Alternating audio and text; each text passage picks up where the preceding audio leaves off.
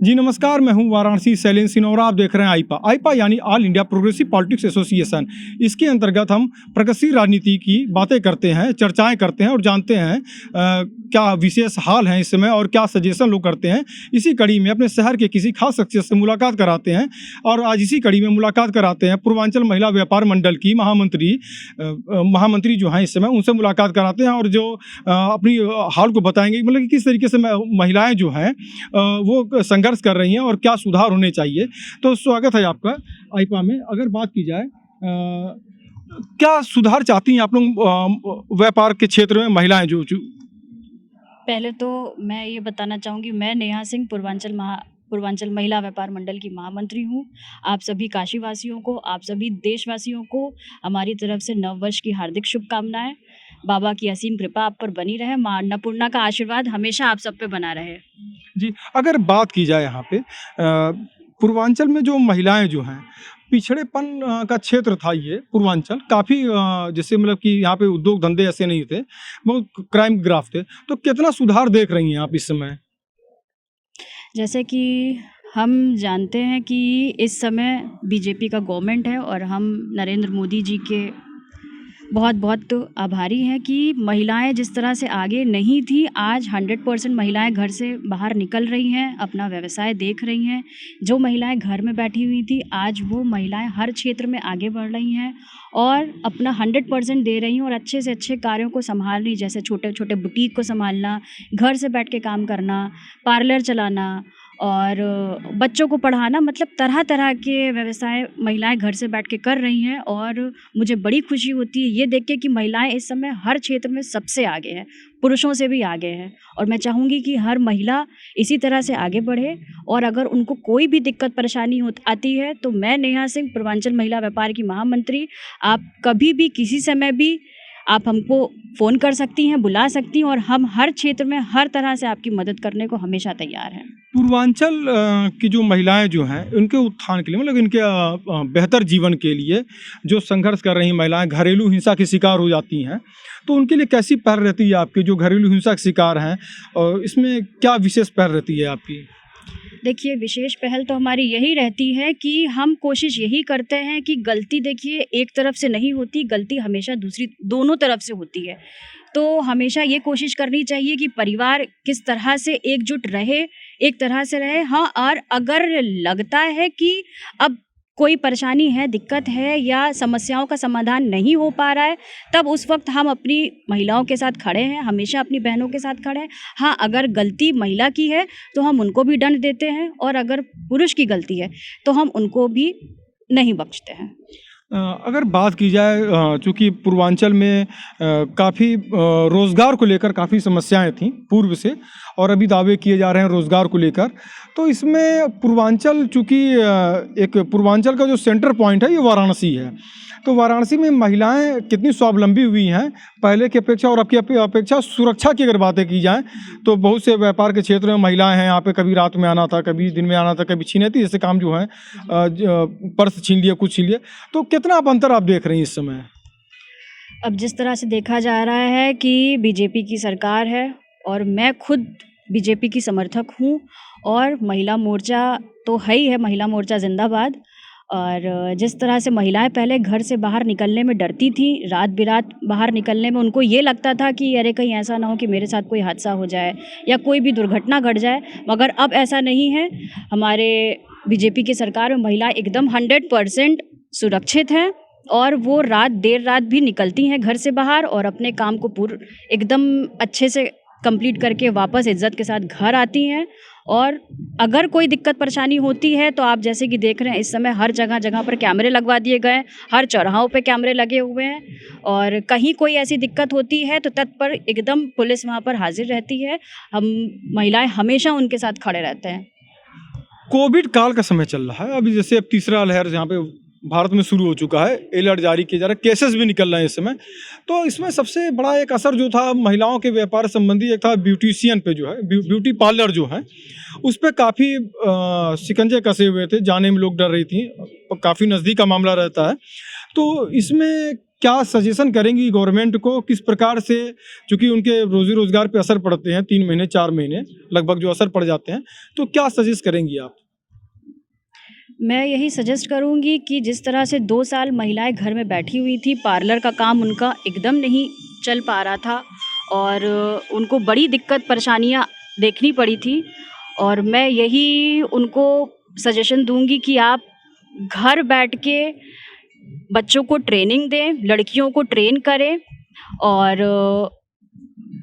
Safe zone में जाते हुए मास्क का उपयोग करें, सैनिटाइज़र का उपयोग करें और थोड़ा डिस्टेंस मेंटेन करते हुए अपने व्यवसायों को परेशानी में ना लाते हुए। किस प्रकार की मदद चाहिए इसमें? देखिए, जिस तरह से सरकार हर क्षेत्र में महिलाओं की या पुरुषों की मदद करती है, चाहे राशि से हो, चाहे जिस तरह से हो, मैं चाहूँगी कि ब्यूटिशियन के क्षेत्र में भी सरकार इनकी भी मदद करे। जो ब्यूटिशियंस घर बैठी हुई हैं, जिनका छोटा मोटा व्यवसाय है, मैं चाहूँगी सरकार से, मैं ये उनसे गुजारिश करूँगी कि आप उनको भी ध्यान में रखते हुए उनकी भी परेशानियों को सुने और छोटी मोटी राशियाँ जो हो सकती है आप तत्पर उनकी मदद करें। जब भारत सरकार की जो पहल जो है कि स्किल इंडिया की, इससे लड़कियों को लड़कों को जो है स्वावलंबी बनाया जा रहा है। बाहर यहाँ के लोग चले जाते थे व्यापार के लिए, या उत्तर प्रदेश के बाहर चले जाते थे तो नौकरी के लिए जाते थे, व्यापार के लिए जाते थे। तो स्किल इंडिया के माध्यम से स्वावलंबी बनाया जा रहा है, तो कितनी अच्छी पहल है। और अगर इसमें सुधार की अगर बात की जाए तो क्या सुधार होने चाहिए, क्या इसमें जो है, क्योंकि लड़कियों को जो है स्वावलंबी बनाने की तैयारियां हैं, नौकरी की अपेक्षा व्यापार में लाने के लिए।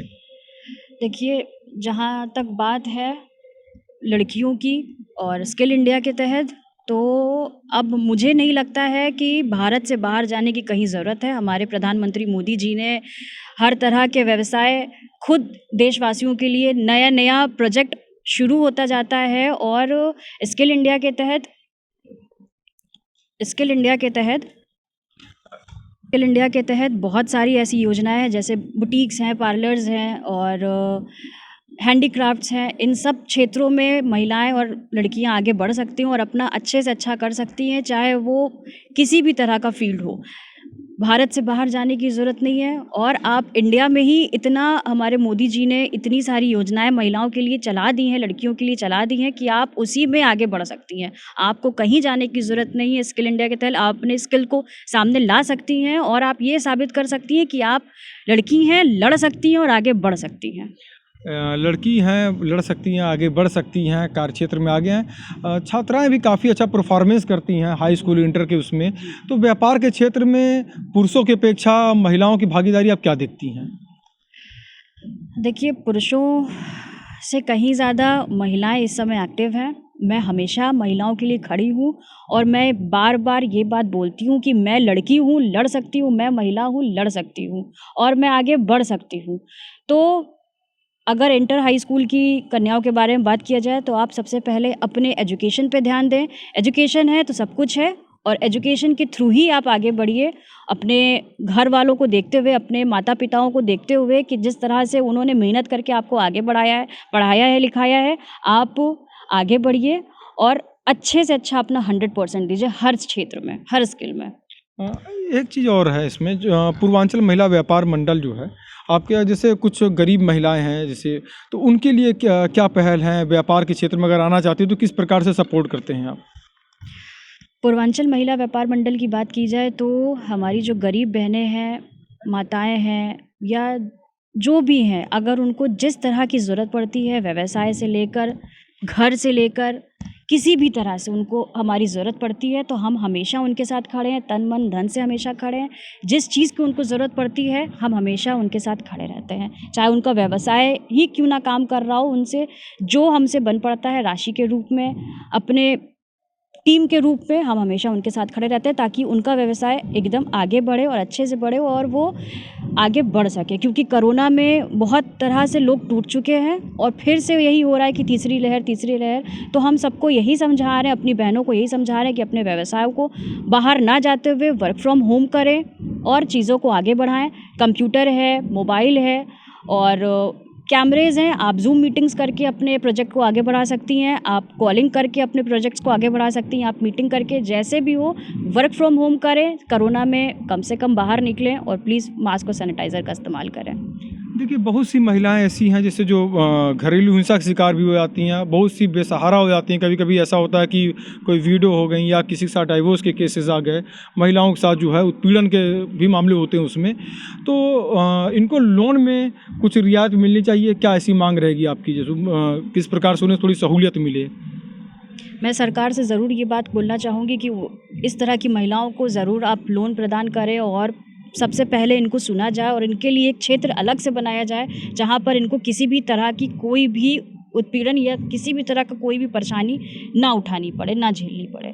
मैं सरकार से यही गुजारिश करूँगी और हाथ जोड़ के विनती करूँगी कि आप इन महिलाओं के साथ हमेशा खड़े रहें जो कि उत्पीड़ित हैं, डिवोर्सी हैं या विधवा हैं या जिस तरह की जो भी परेशानी है, वृद्ध महिलाएं हैं तो उनके लिए कहीं कुछ प्रॉपर नहीं है। आप हमेशा प्लीज़ उनके साथ हमेशा खड़े रहें, क्योंकि हम महिलाएं जहाँ पर जो भी होता है हम सबसे पहले आगे खड़े होते हैं। हम अपने घर परिवार को छोड़ के सबसे पहले आते हैं। आज बीजेपी में महिला मोर्चा सबसे आगे है। क्यों? हमारा परिवार है, हमारे बच्चे हैं, सब कुछ है, हम उसको छोड़ के आगे बढ़ते हैं। और इसी बीच में अगर कोई दुर्घटना हो जाती है या कोई भी महिला किसी भी तरह से शिकार बन जाती है किसी चीज़ की, तो मैं सरकार से यही गुजारिश करूँगी कि आप प्लीज़ महिलाओं को सबसे पहले सपोर्ट करें। बाकी अगर हम महिलाएं हैं तो आप पुरुष भी हैं और आप पुरुषों से ही हम महिलाएं हैं। आईपा की जो पहल है, हमारे यहाँ आईपा की जो पहल चल रही है, जन जन तक पहुँचने की, समस्याओं पे चर्चाएं करते हैं, राय विचार लेते हैं, तो आईपा की इस मुहिम को आप क्या कहेंगी? आईपा की ये मुहिम जो है बहुत अच्छी पहल है सरकार की तरफ से और मैं चाहूँगी कि ये आगे बढ़े और हम सब लोग इसका समर्थन करते हैं और उम्मीद करते हैं कि ये अच्छे से आगे बढ़े। एक अंतिम सवाल आपसे, 2022 के चुनाव नज़दीक हैं और इसमें महिलाओं की सहभागिता भी बहुत अच्छी होती है वोटिंग के लिए जो है, तो भावनात्मक मुद्दे जो हैं, भावनात्मक मुद्दों पे वोटिंग होनी चाहिए या स्थानीय मुद्दों पे वोट होनी चाहिए या अपने बीच का कोई प्रत्याशी, किस प्रकार से वोटिंग करनी चाहिए जो शिक्षित हो, माफियाओं की आपका सजेशन क्या रहेगा? देखिए, चुनाव को लेकर तो हमारा यही सजेशन रहेगा, हम सब शिक्षित हैं, ना किसी ने रोक कर रखा है, ना किसी ने बांध कर रखा है। आप सब स्वतंत्र हैं, आप जिसको अच्छा समझें, कार्य क्षेत्र को देखते हुए, कार्यों को देखते हुए, जिस तरह से कार्य आगे बढ़ रहे हैं, हमारा काशी आगे बढ़ रहा है, तो ये सब आप अच्छे से जानते हैं कि ये कौन कर रहा है।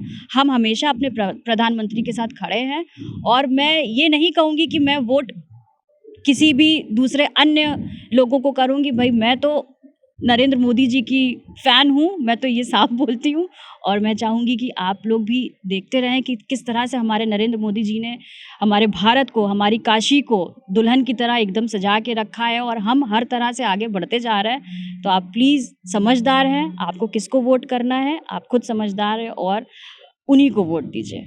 तो ये थी हमारे साथ पूर्वांचल महिला व्यापार मंडल की महामंत्री नेहा सिंह जी, जिन्होंने बताया कि महिलाओं के लिए किस प्रकार की व्यवस्थाएं होनी चाहिए, जो इसमें महिलाओं की जो समस्याएं होती हैं उसके लिए किस प्रकार से समस्याओं का निदान हो और क्या सरकार से सहूलियत मिलनी चाहिए। वाराणसी से शैलेंद्र सिंह, आईपा।